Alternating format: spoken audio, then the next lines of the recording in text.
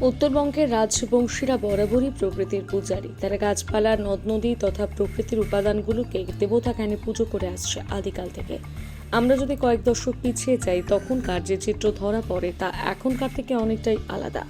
আগে উত্তরবঙ্গের রাজবংশী অধ্যুষিত প্রতিটি গ্রামে ছিল গ্রাম থান, এক কথায় ঠাকুরের পাঠ। আর এখানেই নানান আকারের পাথর স্থাপন করে তা সন্ন্যাসী, তিস্তাবুড়ি, কালী, মদনকাম রূপে পুজো করা হয়। বছরের শুরুতে কোথাও কোথাও গ্রামে ঠাকুরের থানে পুজোর জন্য বের করা হতো বাঁশ খেলা।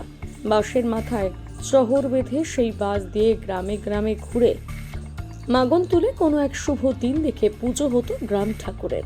আর সেই সময় কোনো মূর্তি পুজোর চল ছিল না। গ্রামের অদৃশ্য কর্তা হিসেবে মান্য করা হতো গ্রাম ঠাকুরকে।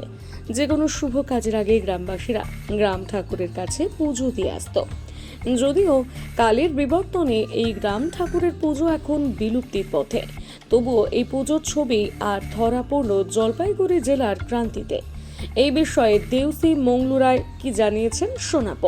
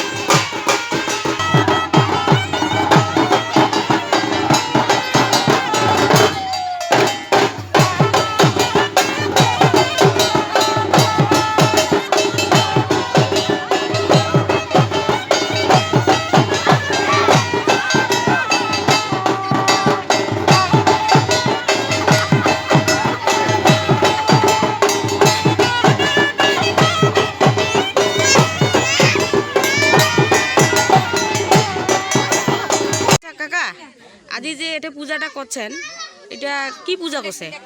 এটা গারাম পূজা। আচ্ছা, গারাম পূজা উপলক্ষে এই 10 বছর বছর করে তো, আচ্ছা এই জন্য আমার এই মানে দেশি হিসেবে বা ঘূর্ণি হিসেবে আমার ডাকায়। আচ্ছা, তো এটা গারাম পূজা বলতে কোন ঠাকুরটা কথা করছেন? এটা সন্ন্যাসী বাবা আর মা কালী আর দক্ষিণেশ্বর কালী আর ভূতভূতানি মগর পিতা।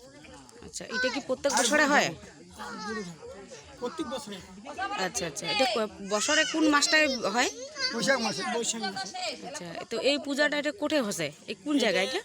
নগরডাঙ্গা লস্করপাড়া মাঝখানে উত্তর সারিবাহরি বলা হয়। আচ্ছা আচ্ছা, এটা ক্রান্তির মধ্যে পড়েছে না, জলপাইগুড়ি ডিস্ট্রিক্ট। আচ্ছা আচ্ছা, তাহলে এই পূজাটা প্রত্যেক বছরে হয়ে থাকে? হ্যাঁ, প্রত্যেক বছর। এটা কি শুধু রাজবংশী সমাজের মধ্যে হচ্ছে? রাজবংশী। আচ্ছা আচ্ছা আচ্ছা, কাকা তোমার নামটা কত? আমার নাম তো মঙ্গলু রায়। মঙ্গলু রায়।